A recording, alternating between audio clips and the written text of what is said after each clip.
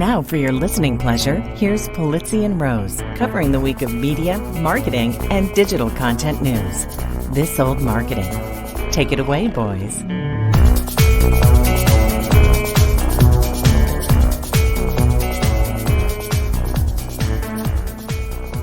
Well, hello, my friends. Welcome to This Old Marketing. I'm on the road, and it's proudly brought to you by the HubSpot Podcast Network, the audio destination for business professionals. See, I'm on the road, and I can't even put my words together. Anyway, I'm Robert Rose, and welcome to episode number 402 for Friday, November 17th, 2023. And with me, as always, my pal, my colleague, and a guy who has his own two-step plan to fund the government, Mr. Joe Pulizzi. It's so weird seeing you in a little room. You don't have a suite like you normally do. Like I know when you travel. That's very funny. I mean, for you to point out. Yes. You look at. I know you. You're very. You're not always highbrow with everything, but you like your rooms.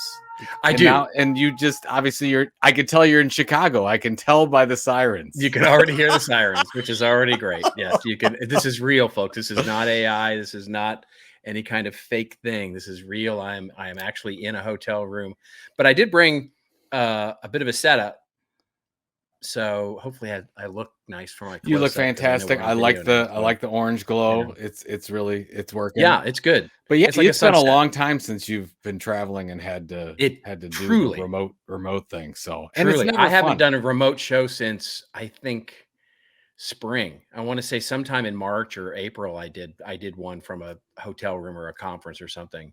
Because most of the time, what we do is we'll just schedule it earlier in the week if you or I are going to be out. It's just easier to do that because we've taken all the stuff and you never know about the Wi-Fi. I mean, right now you've got to. I mean, you're fine, but in 2 seconds you don't jinx it. Don't jinx it with anything. This is like we're sitting on pins and needles here with Hilton Honors connection. So. Oh, I don't want to mess anything up. Hilton Honor, that's a good connection. It's a good connection. It's not like you're Mint Mobile. This episode brought to you by Hilton. Whatever. So hey, congratulations. Your Cowboys had a very strong week. Well, we both of our teams had very strong weeks. Yes, yours in the sort of heart attack kids comeback over a very strong competitor. Mine a demolishing of a very weak competitor. So. Yeah. So for those people that weren't paying attention this weekend, the Cleveland Browns went down 14-0 5 minutes into the game. Yeah. And so what I really think that Deshaun Watson, our quarterback, should do is not play the first two series. Just don't play and come because he had a great second half, 14 for 14. Excellent. Was wonderful, but not so good. He's had two first passes. 2 first passes of the year. I don't think it's ever been done in the NFL. Have gone pick six, once against the Steelers and once against the Ravens. That's very hard to do. Well, not just an interception. Watson. It is Deshaun Watson, and I warned you. Especially when Josh Dobbs, who was our backup for a brief period of time, is doing so well at Minnesota. That kid is that story. It might be my favorite story from the season this year. I mean, he just comes in, doesn't even know the playbook, comes in for the Minnesota Vikings. They trade for him, right? Yeah. They before the trading deadline. That's right. And he's almost perfect from a QBR standpoint. And he is literally the smartest person in the NFL. He's smarter than Myles Garrett. I mean, it's incredible. It's incredible what he was able to do. I mean, he didn't even know all the names of the players on his team. I mean, it's crazy. He was literally there one day. He had gotten there one day. They went to and he wasn't going to play, of course. And then their backup quarterback got hurt and he came in and basically won. And then this last week he won again. I mean, it's quite amazing, this story there. Yeah. Could it, no, I don't want to jinx it, but I'm going to put it out there because it needs to be put out into the world. It's a possibility that our two teams could meet in the playoffs. And by playoffs, I mean the big Super Bowl. Yeah. Big Super Bowl. Yeah. Look, I just want to make the playoffs. That's all. Like your goals are much higher. You've been there relatively recently. It's been a long time for us. We just we're one and done very many times. That's the That's the trope about the Cowboys, is that's one and done for always. So you know, but it's good. It's good for 9 games in. We're 6-3. We play the Steelers this weekend. Life is good right now. I'm sure, whatever happens. It's because I predicted 6 and 11. 9 and you predicted 6 and 9. Oh, for the rest of this, whatever, year. whatever it was, it wasn't good. So we'll see. We'll see where that goes. We're there. Yeah. So anything else going on in your, because I haven't talked to you because we did the special episode. It's been a little while since we did our little special episode of Blossom.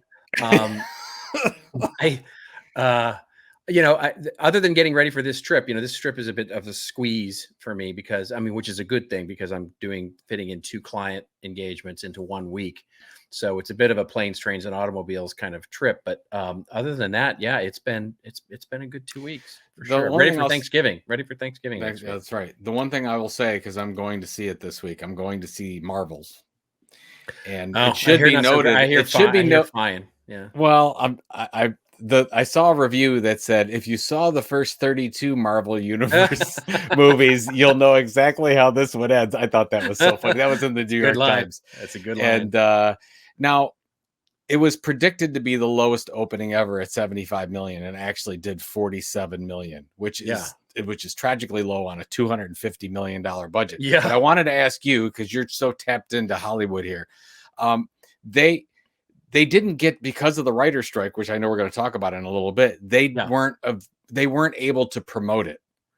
Do you think that the promotion had something to do with it, or do you think that this thing would have been a flop regardless? Well, it would have been a flop regardless, but it would not have been as big a flop. Yeah, it would have. There is Marvel fatigue right now. There's no doubt about it. There's Marvel fatigue, and they have not done themselves any favors by putting out mediocre product. Yeah.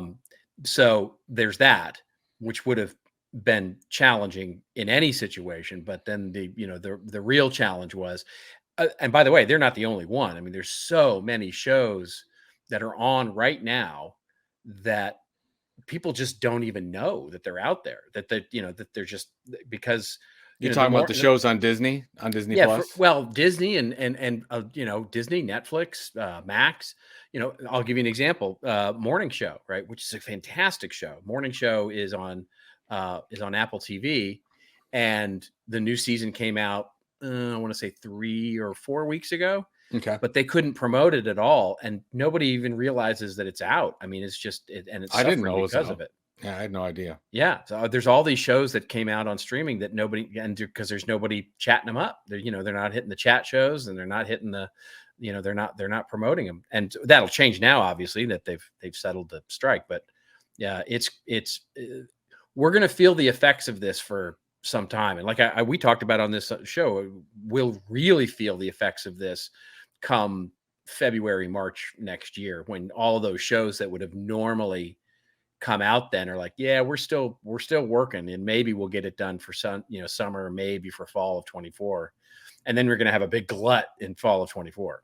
It's crazy even to see. But it's interesting that, I don't know if this is Marvel's fault, but I saw a chart that said that action movies are down significantly and comedies are up significantly.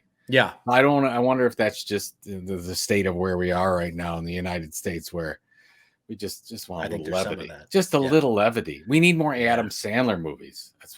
That's what nobody ever said. But of course, I like Adam Sandler. I need more Adam Sandler. Mystery 3. I need Murder. I need Billy Madison 2, which actually they should do. Yes. Which would be great. But it should be Adam Sandler's kid. Same thing, same exact plot, like the whole exact thing, but just Adam Sandler's the dad. I couldn't even tell you what the plot of an Adam Sandler movie. I've never. Have you seen Happy Gilmore? I've never seen Happy Gilmore. I've never seen Happy Madison. God. I've never seen whatever the Happy series are. I've never seen any. I have never seen an Adam Sandler film. Yeah, believe it. That explains a lot. Well, how you are. I haven't seen the one where he's like a dad with like the one that's like sort of a boondoggle with him and Chris Rock and the grown-ups, or whatever, where they just go off and film a stupid movie in a beautiful location somewhere. Yeah, I haven't seen any of them. I've never seen an Adam Sandler movie. Yeah, it's funny because I wanna. How about Gems with that one about the No, diamond? that one I did want to see. I have not seen it yet, but That's I a did want to see thriller. that. That's brutal. Yeah. That is not a Not a comedy. No, it's not an Adam Sandler But film per se. I would Yeah. you might want to watch Happy Gilmore. I mean, I don't Bob know. Barker's in I it. don't know. Yeah, I know. I mean, I just the whole that stuff just I mean it never appealed to me. That I just never did. So yeah. He makes so much money. Oh my He God. has It's the well, it's deal that he incredible. has with Yeah. Netflix is ridiculous. He Yeah. did some 20 picture deal, and the mystery one that he did with Jennifer Aniston 1 and 2, like they were Sure. total hits. And by the way, I'll he's a genius in the sense that look at all of his movies and where they're shot. It's like, oh, we're in Barbados or Hawaii or the beautiful Fiji, or they're always in, or a beautiful mountain cabin up in the Rockies. I mean, they're always in gorgeous vacation locations wherever he is, because that's because he's smart. Okay, so yeah. before we go on, we're going to go on Yeah. with the show, Yeah, but yeah, I yeah, have a of course. request for the audience. Oh, okay. Please send Robert. I guess you're not on X, so it's got to be on Threads or whatever, or maybe LinkedIn. Recommend your favorite Adam Sandler movie Threads to Robert. Threads, yeah, for sure. And I'll make my recommend. So go ahead and send it to Robert, and then he can make his choice. He's gonna watch one Adam Sandler movie based on your recommendation. My recommendation is you don't mess with the Zohan, and I guarantee you will like parts of it. All right. Well, I'll tell you what, whichever one gets the most recommendations, I will watch prior to the end of the year, and then I will report back to this audience. Excellent. Wonderful. Yeah. I want to see this. We'll watch it. We'll watch it. We'll do a critique of it on This Old Marketing, and we'll watch it live. Can we do that? Is that a copyright issue? Maybe not anymore. That's a good show. That'll be a good show. All right. Oh, this is gonna be great. I can't wait. All right, let's get to our show here. We've got a good one. The news is coming in fast and furious right now, so we've got a lot to cover. So the actor strike is over. Everybody cheered. So what does it mean? What happened? Once again, there's like the simplicity of breaking this down is just not there. So Joe and I are going to talk a little bit about it now that it's now ratified. It still has to go to the membership for a vote, but that's kind of a rubber stamp at this point. It's gonna be ratified. So the strike is over, and let's talk about it. Then we'll talk about how OpenAI has announced custom GPTs, basically build your own GPT. I've built one and can talk a little bit about it and my experience in doing that. And we can talk a little bit about what this might mean for marketing or for content creators all over the world. And then we'll talk about Meta. And Meta has now come out with AI policies with regards to political advertising, saying basically they have to disclose their use of AI. And we'll talk about what a ridiculous piece of nonsense that is. And then we'll pair that with new legislation that may be coming up that basically talks about deep fakes and how AI is getting misused by, all sorts of famous cases of this, Tom Hanks and others who have been sort of deep faked, and what that might mean. And then if we get time, and we will get time, we'll talk about YouTube and how everybody's got a thing right now about deleting ad blockers, and YouTube is cracking down on the ad blockers. And then Joe's got some commentary about ESPN and gambling. I'm going to pose a guess and say he's against it. And then he's got some snappy thoughts on Snap.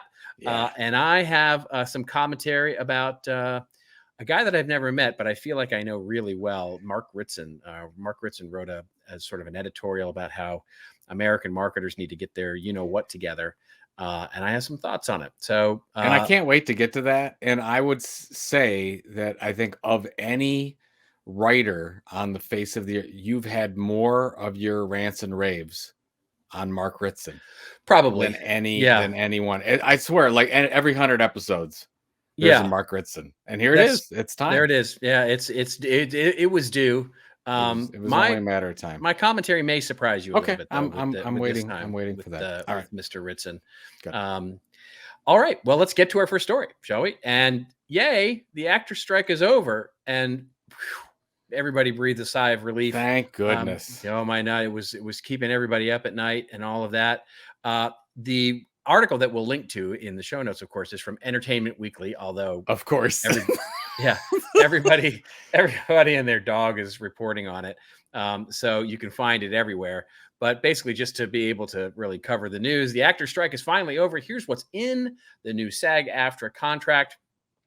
The deal with the Alliance of Motion Picture and Television Producers, says the article, secured big wins for actors, including higher wages, streaming bonuses, and protections of artificial intelligence.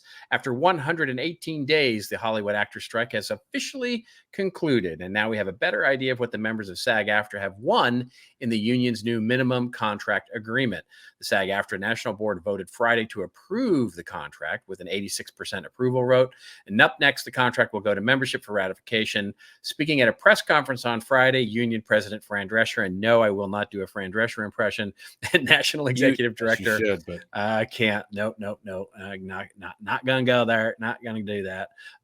Is basically said they revealed some details about the new contract, which basically in their press conference they said, we're awesome, we're amazing, aren't we the best, aren't we awesome, blah blah blah, and everybody went home. So what do you think? So I've spent some time. I actually read the agreement and I can break it down.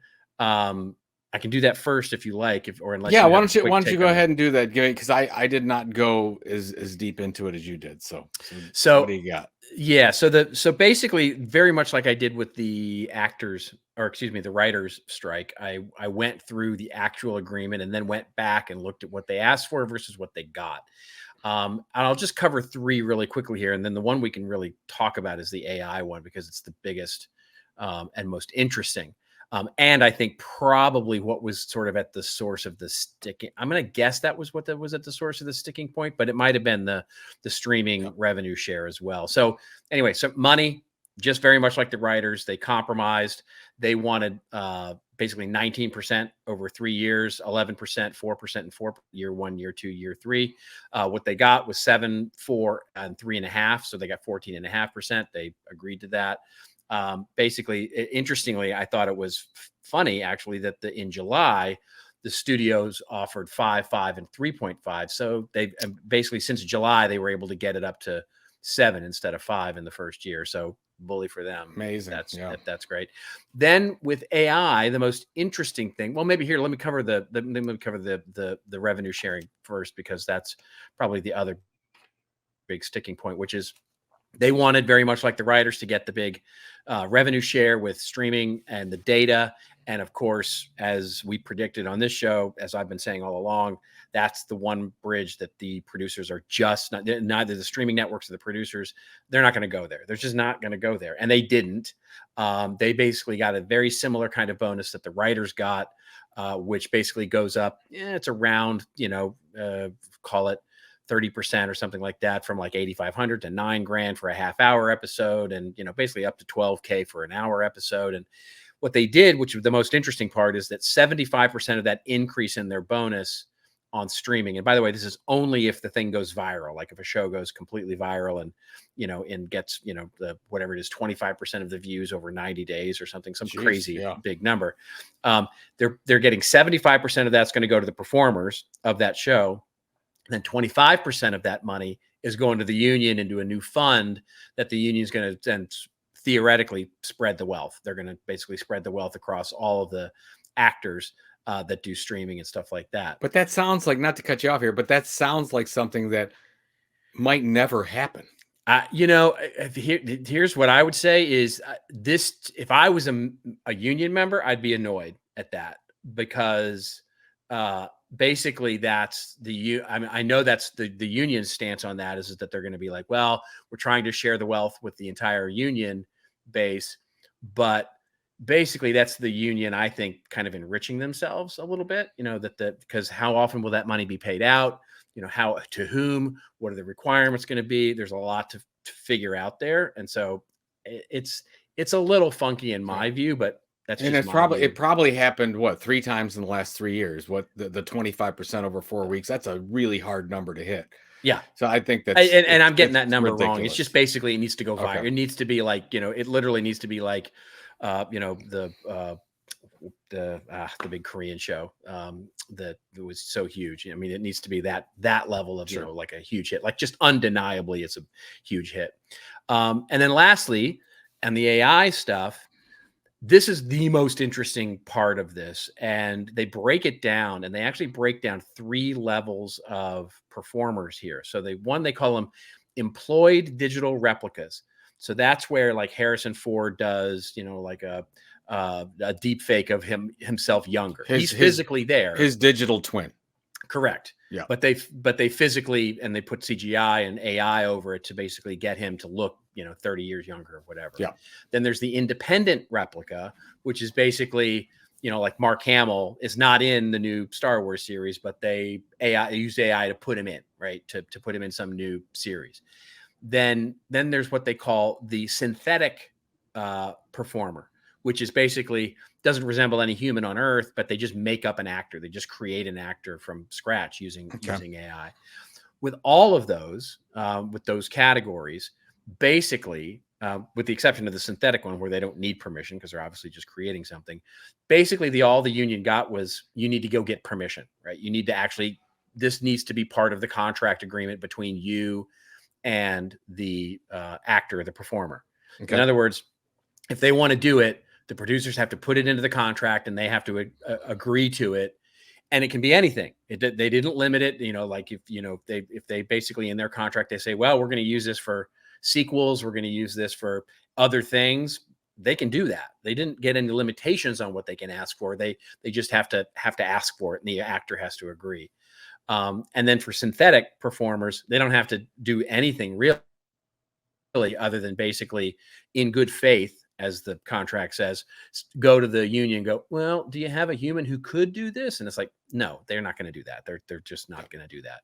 And so basically they just have to go get permission. And so they can use whatever they want to do. And that's, I think, the most interesting thing about all of this, which is really, it came down to, I don't think the union really got anything here, but I don't know that they were asking for much. I don't even know if they knew what they were asking for. So I think it's a fascinating thing. And so I don't know who won, but I don't think it was as handily as, the producers want it right straight out and the actors want it straight out. I think, again, very much like the writers, this was a low leverage union trying to get the best deal that they could. And they probably got the best deal that they could. It sounds like a big old waste of time. Yes. Well, that's honest, from what they again, were it was a little bit with. like what John Oliver said about the writer strike is like, this kind of should have been settled like in a week. Like, not sure what took so long. Everything here seems to be pretty much like, yeah, we're just going to do the best we can, so there's not a lot of big stuff in there other than the pay raises. Well, the one thing, and you and I both talked about this a little bit on LinkedIn, but I think the AI issue is huge because they're allowing it to happen. It has nothing to do with the residuals or in the agreements or whatever. That's fine. They'll work those out in the details, or they won't, because it really doesn't mean anything. So they're not going to work anything out. But the most important thing is they got permission to say, yes, you can use AI right in the movies. That's all they need. That's all they needed to get. The studios now can do whatever they want, and it will change the face of Hollywood. And I don't think people are 100%. talking about this enough, where you're going to see, and I don't want to say a loss of jobs. You'll just see technology reign its force throughout the industry, and you're going to see a lot of new positions and a lot of positions that are there right now just go away. I would imagine you won't have a lot of on as many sets as you used to, because you won't need to. You might need more developers than you used to have, because you're going to have that manipulated more. It's almost like when CGI was then accepted and it went crazy, and now CGI is in every movie. I think this is going to be that on steroids. I really believe. I think you're right. And what I would say, even as a bigger impact, is, and this is kind of where if I was part of the rank and file membership, where I would be a little peeved, which is for the big stars, your Julia Roberts or, somebody like that, big, huge stars, Timothée Chalamet, all these big stars, this isn't going to affect them at all. They'll negotiate that right out of their contract, right? They'll negotiate, whatever they want, whatever they think, right? Because if you want those big stars, you're going to have to play ball. But for an up and coming actor, actress, performer, singer, etc., all of a sudden it's like, well, the deal is you get the starring role in this new streaming series, but this is, you're going to sign You're going to this. sign away everything to get it. And so it's going to be lots and lots of, fraught things. And then what I wrote about this today on my LinkedIn, which is, I think this is going to set a precedent and something that we have to pay attention to in product and service brands as well, because how long is it till we see a synthetic replica of, an influencer or an employee? I mean, does this become part of employee contracts now, right? If you hire somebody in marketing, do you all of a sudden, as part of your employment contract, get like, hey, we can use your digital replica to speak on video. And by the way, that goes beyond the terms of your employment. What you're agreeing to is you're going to say nice things about our company through your digital replica forever, as soon as we hire you. And then conversely, for those that have some, power in terms of employment, they can go to their, the potential employer and say, I'm going to negotiate that out. I'm going to negotiate, or I'm going to negotiate a specific rate, or I'm going to negotiate a specific fee structure if you want to use my digital likeness or my digital replica in AI generated content. It's going to get to be a really interesting couple of years here. It's going to be so interesting in influencer agreements specifically, like you're saying, because I could say, hey, I'm not going to spend any time on this, but you can use my digital replica to do X, Y, and Z. I want approval on it, but go. You have rights to use my face and voice as an asset. And it was 6 months, maybe like a year ago, I didn't think this kind of stuff was possible. But as you're doing more in this area, as I'm doing more in this area, I'm learning how the technology is there and can very easily duplicate. Like, it's so funny how I can read a script for a minute or a minute and a half, and now I can put my manuscript in there, and the audio book is almost perfect. Yeah, it's happening. Really scary. Literally, it's present tense. I mean, I've come to an agreement with CMI. They have a technology now that's on all my blog posts on Content Marketing Institute. This is live literally as we speak, where you can go listen to my blog post on CMI, and it's me. It's not me, it's AI, and it's denoted as such. It's actually, there's a disclosure that it's such. But if you know me, you would know that you would kind of know that it's not me. But if you don't know me, it's not pretty damn good. That's not snarky enough. Like, not well, no Cowboys references. It's like nothing going on. It's the lack of cursing, probably. But yeah. But the interesting thing, so CMI and I went wide-eyed into this, right? We went hand in hand. We agreed this is the way it's going to work. It's an experiment.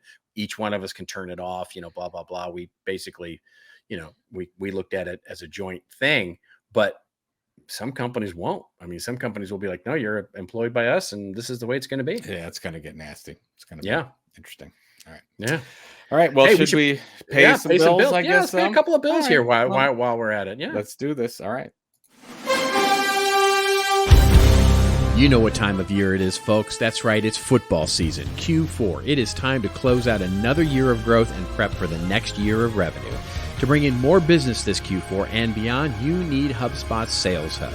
With a smart prospecting workspace, deal management suite, and AI-powered apps, you can take total control of your operation to generate more leads and land more sales. And when you pair Sales Hub with HubSpot's Smart CRM, your team will be on the same page across the entire customer journey. Leads won't slip through the cracks, and data is connected across marketing, sales, and operations so you can better measure your impact on the bottom line. Stop sticking to the same old strategies and start closing more deals, because the best time to score is Q4. Make the switch to HubSpot Sales Hub at HubSpot.com/sales.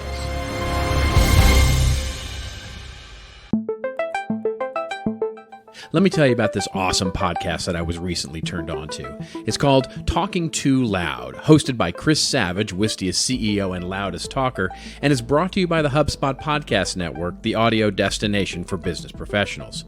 This show gets into the minds of entrepreneurs as they share the hilarious, informative, and most challenging aspects of building more human brands. One of my favorite newer episodes is Chris's interview with my friend and fellow podcaster Jay Acunzo.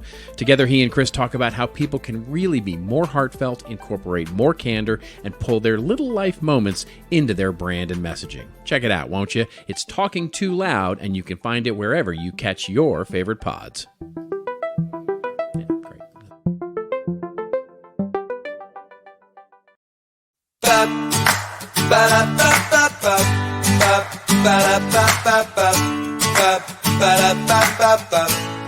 Let me tell you about StreamYard. Yeah, StreamYard. It's the easiest way to create content, and it's right in your browser. You can multi-stream to your social media platforms, host a weekly show with special guests, create webinars, record podcasts with local recordings, create videos, and so much more. I mean, you might even start a show with your friend, and 10 years later, here you are still doing the same darn thing. That's right, StreamYard makes it simple to get professional and polished content every single time. Joe and I have been using StreamYard for This Old Marketing and the YouTube channel, as well as live streaming to LinkedIn. We never knew how easy it could actually be. Just go to StreamYard.com/thetilt and receive a lifetime, that's right, a lifetime discount.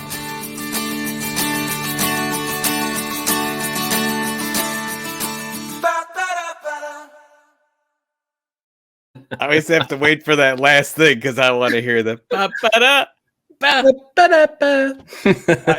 If only people could that. For some reason, that StreamYard ad, you and I are just digging it. Yeah. When I heard that song, I was like, I got to use this. I love it. It's much better than me just talking through. Yeah.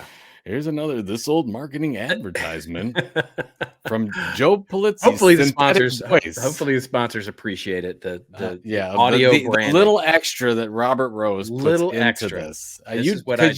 You recorded all three of those while you were watching the Cowboys game, which I thought took a lot of talent. Yeah, I mean the whole multitasking thing is a thing. That's right. It's a passion, really. It's amazing. It's truly a passion. You're amazing. All right. All right. Let's move on to our next story here, which is now OpenAI announcing that custom GPTs are here. This article coming to us courtesy of The Verge.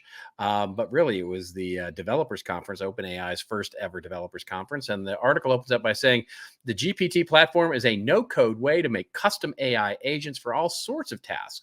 And it's available exclusively for ChatGPT Plus subscribers. That's not an ad at all. Okay. The article opens by saying, with the release of ChatGPT 1 year ago, OpenAI introduced the world to the idea of an AI chatbot that can seemingly do anything. Now the company is releasing a platform for making custom versions of ChatGPT for specific use cases. No coding required. In the coming weeks, these AI agents, which OpenAI is calling GPTs, will be accessible through the GPT store. Details about how the store will look and work are scarce for now, but OpenAI is promising to eventually pay creators for an unspecified amount based on how much their GPTs are used. They'll be available to paying ChatGPT Plus subscribers and OpenAI enterprise customers who can make internal-only GPTs for their employees. This was announced at OpenAI's first developers conference. That was the big news coming out of the event. There was a couple of other announcements that they had, the 100 million, I think, weekly now users of ChatGPT, which is unbelievable. Jeez. Yeah. But yeah, what do you think? I've played around with it. I built 2 so far, but what do you think? Well, there were a number of developers out there when this was released that just audibly gasped, and you could hear it around the world. They were working on all these things, and oh my God, they just opened this up to everybody. Frankly, brilliant from a market. I can't even imagine how many more subscribers that they're going to get off of this, because you need to get the premium version to do all these things. Absolutely amazing. And we're talking about this like it's no big deal, which is. I keep looking at like, what am I going to feel like in 12 months when all these custom GPTs, first of all, the fact that they're calling them GPTs is this right into OpenAI and Microsoft's arms. Everybody's just giving it a big old hug. I'm continually amazed by what they're able to do from a marketing standpoint. And I'm continually scared for the rest of my life and the future of the world, because I don't know what's going to happen. So, sorry to be negative about it, but no. It's well, you were playing with it because you've created a new language. I did. yours. Well, I didn't create a new language. I basically provide. So, okay. Here's the story. Basically, I wanted to get into this right away. And so I got in, and it took me a few days before I had got access to it. And then immediately started trying to build. And my first intention was to build what I was going to roughly call a content marketing companion, right? So I was going to upload all the books, experiences, my newest book, all the scripts from my class, which is, there's a lot there. There's, 12 hours worth of scripts, and basically create a custom knowledge base for answering content marketing strategy questions, right? So and look at it. Well, there's bugs, there's outages. If you go into the dev thing, it's like, the documentation says you can upload up to, 25 documents, but you can't because it fails anytime after 10 documents. They also say that you can upload really long documents, like really super, like 10 megabyte or 25 megabyte text files. You can do that, but the problem then is that it makes the ensuing GPT really slow. And so there's all sorts of weird things with it. So I got a little frustrated with it. And honestly, I'm going to wait until they sort of work out some of these bugs to sort of finish what I was doing with it. And so basically then I uploaded and built my own Klingon language tutor. So unbelievable. So with your Klingon language processor, and all the learnings, do you think this is really going to be a big deal? I do. I think, I actually write a bit for my article and for CMI this week. I actually wrote a little bit about it. I said, I don't think anything like my little content marketing companion or the Klingon language, that's not going to be, those are going to be like, who cares about those stuff? Those are going to be silly. The real interesting ones are going to be internal applications, I think, that leverage big mountains of custom data, or things that are agents, right? So the other thing that it can do that we didn't talk about yet is that it can send an email. It can integrate with Canva. It can integrate with Zapier for, if-then statements. And so once it starts to have agency and it can do things like, browse the web, go out and do research, send an email, blah, blah, blah. Now we're starting to talk about some interesting things that can really happen, but that takes a different level of skill. It's not, so there's no no code interface for that. You have to actually know some stuff to do that, right? So it'll be really interesting to see what comes out of it, but the most interesting stuff won't be from guys like me. Yeah, I think you're right on the internal standpoint. And just think about the amount of wisdom that's lost when you lose some employees or they move on or whatever. And I'm wondering if there's a way to continue to use something like this. It's almost like I feel when these things are created, you as an employee, as you learn things, you're going to have to continually upload things into the intranet as we know it. And it will feed this knowledge base and it can just pull up all these things as you go. I can't even imagine the applications for this. As I know that, well, that's ultimately the point of my article, which is we don't know yet. We don't even know what's possible yet, because somebody's going to come along that's super creative and do some really interesting things with this stuff. So it's going to be truly be fascinating. Now here we go. Yeah. So this episode's already going to be the most screwed up time that we've ever seen in marketing. And how exciting is it? It's so exciting. I can't wait. Wonderful. All right, let's move on to our next story here, which is also about AI. And it comes to us courtesy of NBC, WNBC. Basically, NBC News. The headline here is that Meta now will require political advertisers to disclose when they use AI. Starting next year, that's of course an election year here in the US, advertisers on Facebook and Instagram will have to say during the buying process whether they're going to use media that was digitally created or altered. Meta said Wednesday it would begin forcing political advertisers to disclose whether they used altered or digitally created media, such as deepfake videos of a candidate, as the tech industry braces for a wave of video and images. I'm just sorry that they said that with a straight face, which is which is so amazing to me. Anyway, whether videos of a candidate as the tech industry braces for the wave of video, images, and audio made with artificial intelligence ahead of the 2024 election. Meta, which owns Facebook and Instagram, said in a blog post that it would require advertisers to disclose during the ad buying process whenever a social issue, electoral, or political ad contains a photorealistic image or video or realistic sounding audio that was digitally created or altered. So, yeah, I definitely have a take on this. What do you think? Well, I think that will be on almost every ad, and we'll get used to it like we get used to accept all cookies. Sure, right. So that's going to happen. We were like talking the about actors, right? It's like all they said is you got to get permission. It's like this is actually very similar to our conversation on the actor strike. Yeah, it's not the fact. Okay, we look at it on the surface and we say this is really good that Meta is doing this. This is a good thing. We need to make sure that people are aware that this is being done. But the big story is they're allowing it. That's right. They're absolutely allowing it, and that means it's just going to go absolutely crazy nuts where you're going to see it everywhere because they're not going to ban its use. And I'm not saying, and I don't know what the right answer is. I'm assuming this may be close to the right answer. But again, you're just going to see it, okay, more of the same, more approval. And here every week as we cover these AI stories, again, this is approved, this is approved, this is approved. And we are going to get to a point where it's 95, 96, 97% manipulated content. Yep. Or AI influenced content. I want to say manipulated, but I don't know if one's right. As I'm reading the rules, if I'm one of the political campaigns and I want to deep fake a video of my opponent riding on a unicorn, drinking liquor, basically doing very untoward things to everybody, that's okay. Well, is it? I mean, doesn't that as long as I disclose it, as long as I go, yeah, this is deep. Well, yeah. It says okay. It said the advertising policy will apply to situations such as depicting a real person as saying or doing something they did not say or do. That is banned. But if they're in a crazy situation, maybe that I don't know. Is that borderline? Well, the way that think of all the political ads you've seen in your lifetime, right? They're actually them saying things, but they pull it out of context and they pull it, they pull one sentence from a speech and then they put weird images behind you and stuff like that. It's easy enough to take a speech out of context or reorder the sentences in a way that basically, could get around and the other thing is like, or what, right? In other words, if they do it, because later on the article, basically says, well, if they do it repeatedly, they might be banned from the platform. It's like, okay.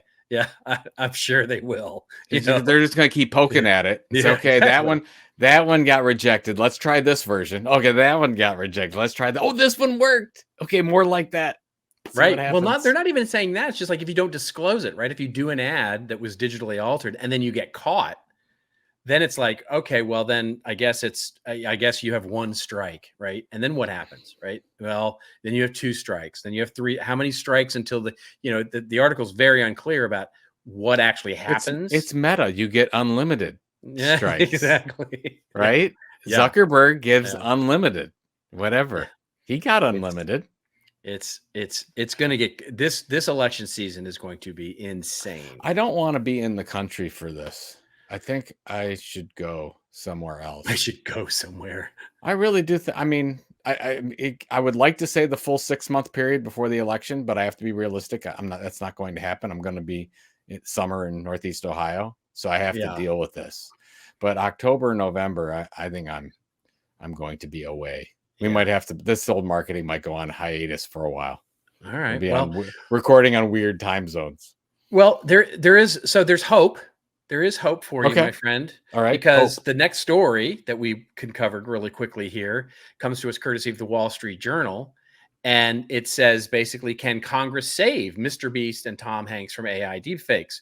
The dangers to both movie stars and ordinary people are growing as AI-fueled deepfake technology becomes more readily available, say the experts. Some TikTok users recently encountered an ad, the article opens up and says, which the YouTube star known as Mr. Beast, your favorite, appeared to offer 10,000 new iPhones for just $2 each. The deal sounded too good to be true, and it was. Mr. Beast last month joined film star Tom Hanks and CBS anchor Gayle King in a growing cohort of celebrities who say scammers have made unauthorized use of their likenesses in convincing AI-generated deepfakes ads, hawking phones, fake dental plans, and dubious weight loss solutions. Are social media platforms ready to handle the rise of AI deepfakes? Well, this is a serious problem, wrote Mr. Beast. I love how there's no punctuation in Mr. Beast. It's just Mr. Beast. It's just Mr. Beast, whose real name is Jimmy Donaldson. The period's unnecessary. I guess so. Yes. I guess so. So maybe there's legislation coming. Maybe they're going to pull out legislation in our very functional Congress at the moment here, which can't even decide if they're going to keep the government open. But yet, maybe they'll do legislation. Are we hopeful? I didn't even want to cover this. Specifically because as we are communicating, the government is about to shut down again. They just keep kicking the can down the road, as they have done. They can't get a budget. So there's no way that they're going to get enough votes or focus on this issue for anything to happen. Certainly not in the next year, I would think. Yeah. I really think that it comes down to Microsoft, Meta, Apple, TikTok. God help us all. $29 billion TikTok made this last quarter. Did you see that? I did. Yeah. I did. Joe is sad, ladies and gentlemen. Joe is sad. They're the best algorithm in the business. Nobody will deny it. I think all those big private multi-billion-dollar companies have to get to a point and say everything's got to be a verified account. Yeah. Everything has to be a verified account. And if you will fix a lot, if you force verified accounts, you will also fix the minor issue. If you get verified accounts where you have to have a government ID. I mean, I know it still can be bypassed, but it's a lot more difficult if you say everyone has to have a government ID, another form of identification to get an account. It's going to be very hard for this whole Tom Hanks thing. I don't know if that would have been, I mean, somebody can take Tom_Hanks, but it won't have the blue check mark. It won't you can buy that stuff right now. Right. So let's get beyond that. Make verification on the platform just a thing. If that means that all those platforms are paid now, then they're paid. Yeah, that's right. And that's the price of doing. But we knew we were going to head this direction anyways, and here we're at the time that has to happen, just for safety purposes. Yeah. So there we go. Well, there you go. All right. Last story before we get to our rants and raves section, everybody, and it is about YouTube, and it's not about AI. So let's love that for a moment. How did this story get through? Yeah. This is Joe's story. Yeah. Anyway, it comes courtesy of Morning Brew. And the story is that YouTube has everyone frantically deleting their ad blockers. YouTube is expanding its use of technology that detects ad blockers. I'm going to bet you that's AI at its core. Anyway, one privacy advocate calls it spyware. Basically, the article opens up by saying, following YouTube's global crackdown on ad blockers, users are uninstalling the programs like they're using the Splitwise app after a particularly harrowing bachelorette party. But he was really, who's the writer on this thing? It's Cassandra. No, okay. Cassandra's very particularly. Anyway, the company started restricting ad blockers earlier this year as a small experiment. It later confirmed to The Verge that it's expanding the initiative, hoping to motivate users to watch ads or cough up $14 monthly for their YouTube Premium. That led users to delete their ad blocking apps faster than Mr. Beast got trolled for making a video of himself building wells in Africa. She's really going for it here. A Wired report found users are installing and uninstalling different ad blockers at a record rate as they try and find one that YouTube can't detect. AdGuard, one of the biggest players in the ad blocking market, told Wired that it typically sees 6,000 daily uninstalls, but since the crackdown, it's seen 11,000 on average, with a one-day high of 52,000 on October 18th. Meanwhile, privacy advocates are arguing that YouTube can't block you from blocking it. Basically, Alexander Hanf filed a complaint last month, with the Irish Data Protection Commission, alleging that YouTube's detection of ad blockers flout EU digital privacy law. YouTube argues that using ad blockers on the site violates its terms of service, and that creators rely on ad views to monetize their content. I can see both sides of the equation here, but I would love to get your take on this. Finally, YouTube can do this because they have the technology to do it. And I think you're right. I think AI is playing a hand in this whole thing, and it's brilliant. And I can't imagine the amount of increased revenue opportunities because of this, because they're going to get it either way. They're going to be able to now show their ads, so they get paid that way, or you're going to get a lot of these people that had the ad blockers that literally cannot stand the ads. They cannot stomach it. I have people in my family that cannot stomach watching an ad, will not do it. So they'll end up paying for the premium version. And you're seeing the same things happen with Facebook is doing the same thing in the UK right now, trying this in Europe. So I think that it's brilliant. And I think that we're seeing the last remnants of the ad blockers because the technology is there now that the YouTubes and the Facebooks of the world can deal with it. So there we are. Yeah, I think they finally caught up. Basically, they have finally caught up, and this is. And by the way, this is not so it's here at YouTube, but it's coming to coming soon to a platform near all your platforms, right? Where you're using. You better just get ready to pay the piper. Yeah, nothing we can do about it. And and by the way, I don't have a problem with it. It's YouTube's business model. It's their if you're on YouTube's platform, it's their prerogative to do whatever they want to. So you honestly can't complain about it. No, if you want creators to have independent voices and you want to have the ability to, that's the way they make their living, right? It's the, going back to your Mr. Beast, that's it, right? That's the way Mr. Beast makes his dough is, I mean, correct me if I'm wrong, but my understanding is that his YouTube channel is how he makes his living. Initially for the first many years, that was the way. Yeah. And now he's making most of his money on Feastables, I believe, is candy bar line. Oh, gotcha. Okay. Yeah. Right. So there you go. Yeah. I mean, that's what we want creators to do, right? If you're going to start on rented land, you got to figure out a way to create assets off the YouTubes and the Metas of the world. And Mr. Beast has done a great job at that. But you're right. I mean, he initially and still does get a hefty paycheck with his 175 million. Right. Something like that, followers or subscribers. It's a viable business model. It's an absolutely viable business model. Totally and, crazy. And if you like independent creators, you need to support it in a way. And so, I know it's distasteful to look at ads and stuff, but it also helps, Well, you can buy Hulu, no ads. Right. Or you can buy anything. You can buy everything, no ads. Right. Yeah. Anything you want to. Right. You do. Yeah. That's the difference too today. You do. Let's say 5 years ago, you didn't have the option. Now you absolutely have the option to buy the premium version and everybody's happy, right? That's right. And you're out more money. So there you go. 100%. All right. Ladies and gentlemen, it's now time for your favorite part of the show. It is our rants and raves section where Joe and I go off on a little bit of a rant or a little bit of a rave over something that makes us feel like, we've got a 2-step plan for government funding or a 1-step plan for government funding. You think, by the way, quick side note, you think this gets solved before Saturday? I mean, because Saturday's it, right? I mean, you think we're shutting down? I think they got it solved. I think they got it solved. And I think Hakeem Jeffries is going to bring some Democrats around and give, and totally, by the way, it's sort of a backhanded cooperation. There's like this weird backhanded cooperation where I think he's going to bring some Democrats to vote for this thing and get it passed, despite the protestations of the, sort of the Freedom Caucus or whatever they're called. And it's basically going to put the new speaker in a real hole because basically the last time that, that this was done, the speaker got fired when he got Democratic support for a bill. So it's a very weird situation. Well, they'll come up with something, but it's going to be a short-term plan that'll get to January or February. Well, that's the two-phase plan or whatever, right? I mean, it's who's the new Speaker of the House? Mike Johnson or something? That's right. So all I saw this week is that Mike Johnson came out that the election was a fraud. Yes, and again came out supporting former President Trump. That's right. So I don't have a lot of faith in that gentleman. Because how could you? I know. No offense to people that like the guy, but I don't get it. I don't get it. That's why. Hey, you can vote for whoever you want. That is true. That is true. But I don't see a lot getting done.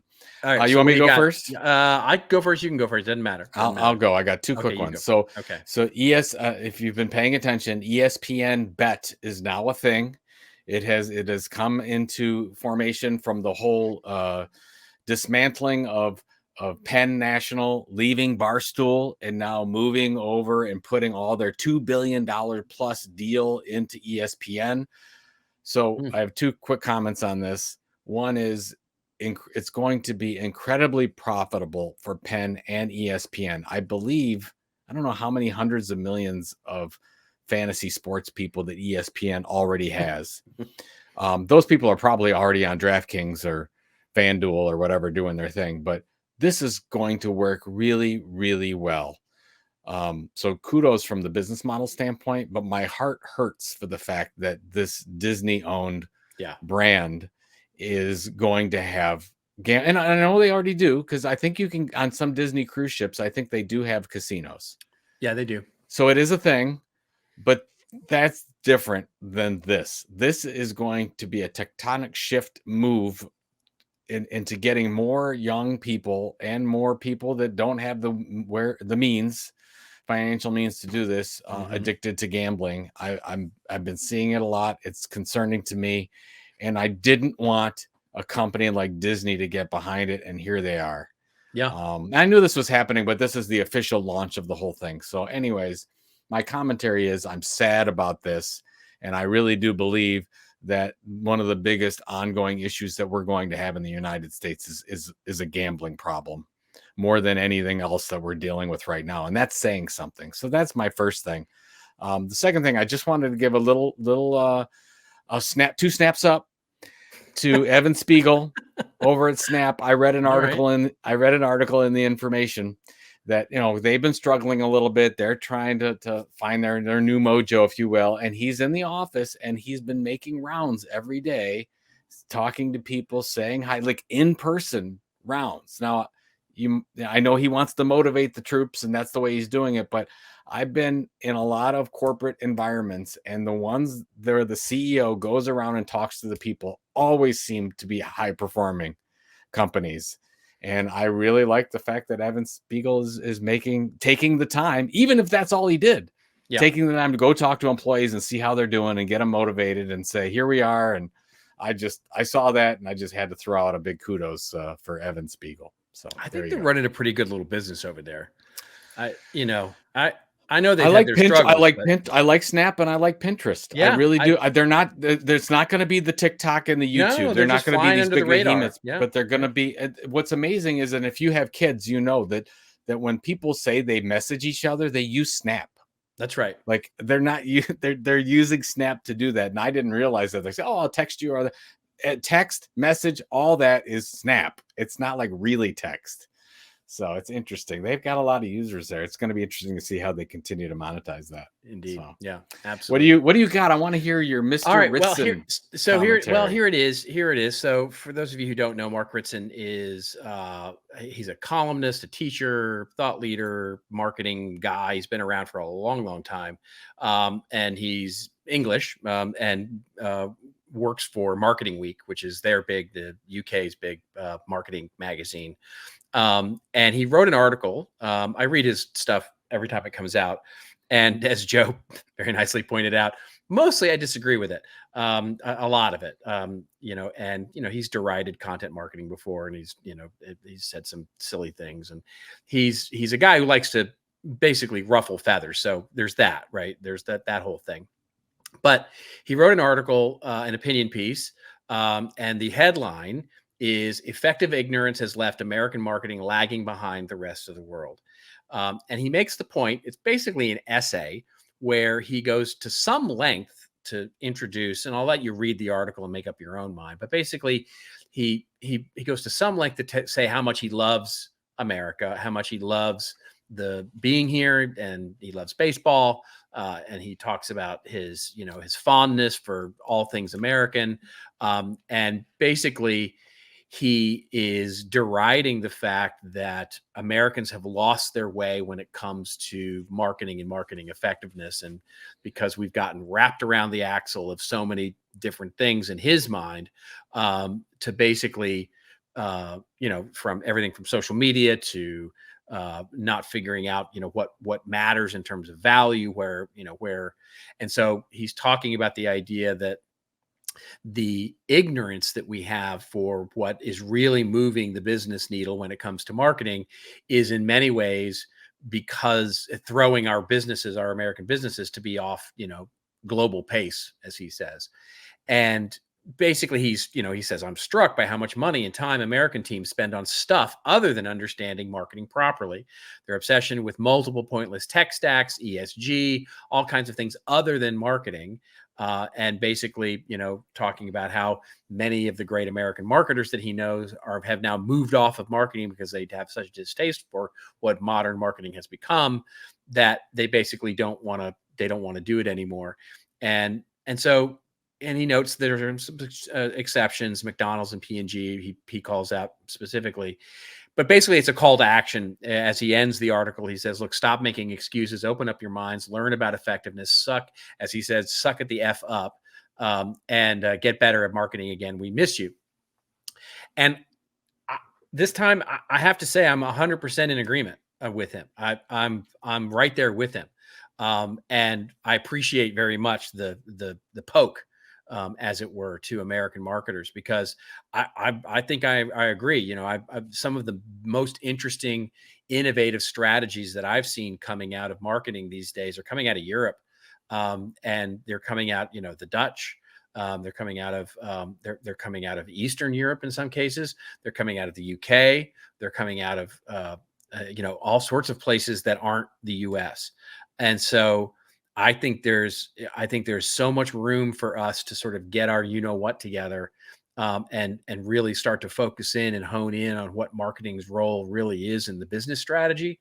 And I appreciated very much so it's really a rave more than anything else. So most times I disagree with what Ritson says, but this time I think it's a really good poke in the face. Yeah, I read it. What I thought of, which is a little bit on base with where this is going. I did a presentation at Marketing Profs a month or so ago, and one of my content marketing forgotten strategies was targeted print distribution. And I asked the room, I said, how many of you actually have print as part of your marketing program? I had one hand in 250 people. Yeah. One hand in 250 people. You go to anywhere in Europe, you'll never see that. You almost always see print as some portion of that integrated marketing strategy. Sure. And that's where I think, to your point and to Mark's point, is like we ran at everything digital and we said, everything else is old school. But the fact is that some of these things really work, and they've worked well for a long time. But we went through went to the disco ball of marketing, if you will. And I'm just using print as an example. There's a lot of other things that, it's funny when you talk about your consulting practice and talk to some of your clients, and most of the time, a lot of your advice is not implemented, even though it's really good advice, because we're chasing other things that aren't necessarily effective marketing. We're so, the frustration that I share, that Ritson points out, he doesn't ever say this, but this is me speaking. The frustration that I see is this satisfaction with average, right? Which is, and it's not even really a satisfaction. It's sort of a capitulation to average, right? It's sort of like, we just don't have, and I told this story. I told this story in another setting, but basically this is a real story where I was working with a company, and they were having this big brainstorming meeting about this really cool project that they want to do. Big initiative, big campaign, big creative, out of the box idea, included all kinds of different kinds of channels for the content and all that kind of stuff. And then basically they came in and said, we can never do it. Right. It's too big. It'll take too long. The investment's over 2 quarters. We can't show that investment over 2 quarters. We have to show results this quarter. And then literally a VP came in at some point and said, hey, can't we? And half jokingly, it was half jokingly because they actually did do this, but half jokingly said, can't we just run this through ChatGPT and get the 70%, version of it? And somebody said, yeah, let's try that. And it's like, that's where we are these days. We're sort of, acquiescing to this 70% version or the 60% version of these cool, interesting, creative thinking ideas, because we're trying to just keep average. We're just trying to not fall below the bell curve. And that's, to me, a lack of creativity. It's a lack of innovation, and it's a lack of basically intestinal fortitude. Right. So I would also call it, I would also say it's the check the box mentality. Yeah, exactly. That's exactly check. Right. We're doing that. We're on social. Right. We're on doing marketing. It's the we blog. did the thing. Yep. We're producing 14 pieces of content per month. It's good. Fine. Leads are good. We're growing 3% per year. Let's go home. Right. Yeah. That's when you get out things okay, the value of the New York Times is not based off the amount of content they create. That's right. It is in the value of the audience and the relationships with that audience. So anyway, we'll stop. It's nice that you agree with Mr. Ritson. Yeah, there you go. I'm sure he'll say something. I'm sure he'll say something completely ridiculous in the future, and I'll have a chance to disagree with him again. But it was nice to actually. Mark's got a great role because Mark can say whatever he wants in that column. And he loves that. So that's right. Good for Mr. Ritson. That's right. He's well suited for his position. That's exactly right. So I know we'll be recording a little bit early because we got the Thanksgiving U.S. holiday coming up, but we want to wish everyone a happy Thanksgiving. We're very grateful for you as listeners or watchers of our program. Are you doing anything special for Thanksgiving? Well, I will meet a little early next week for you and I to do a show for all of that. But no, this is going to be like the classic, like do nothing, Thanksgiving, where we're just going to stay home. We're just, keeping it really quiet and just have a nice, and then you've got football, time. Obviously. Well, then there's football. Yeah, you always have football. Of course. There's always football, which I don't often get to see. I will tell you, it's the one bone I have to pick with my beautiful wife is that this is the one time of year she's like, every other time of year, she's like, oh, of course, the game's on. Yes, go do your thing, blah, blah, blah, blah, blah. But she likes to eat Thanksgiving dinner at 4:00. And the game's not done at 4:00 typically. Oh yeah, because it would start at 1:00 your time, right? Sure. She's like, suck it up, Buttercup. Right? It's you're gonna have Thanksgiving dinner. And what about 5:00 this year? No. It doesn't work that way. So it's you know the drill. You know how these things work. Yeah. Exactly. So all right. Enjoy and happy Thanksgiving to all. And we'll see you next week. And we will see you next week, and it's going to be a fantastic week. And so from the road here until we see you next week, just remember, everybody, it is your story to tell it well. We'll see you next week, Thanksgiving week, on This Old Marketing.